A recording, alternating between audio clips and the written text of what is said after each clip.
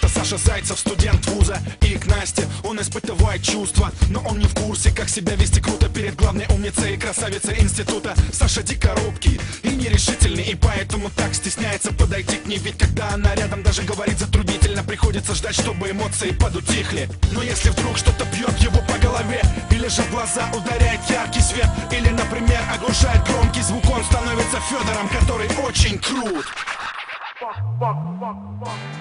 Решителен и полон сил, разрушителен и непобедим. Он альфа-самец и сам себе господин.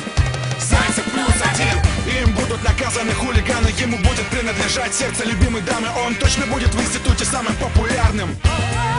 Зайцев +1. Им будут наказаны хулиганы, ему будет принадлежать сердце любимой дамы. Он точно будет в институте самым популярным.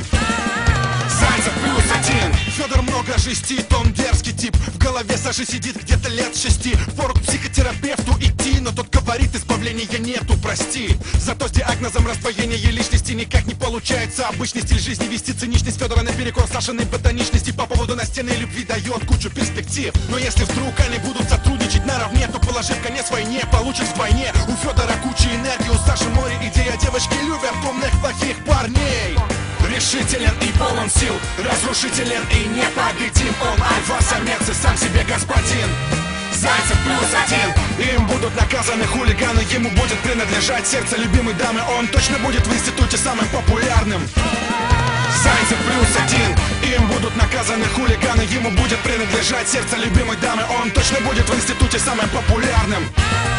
Зайцев +1. Им будут наказаны хулиганы, ему будет принадлежать сердце любимой дамы. Он точно будет в институте самым популярным. Зайцев +1. Я Бэтмен. Да, ты Бэтмен.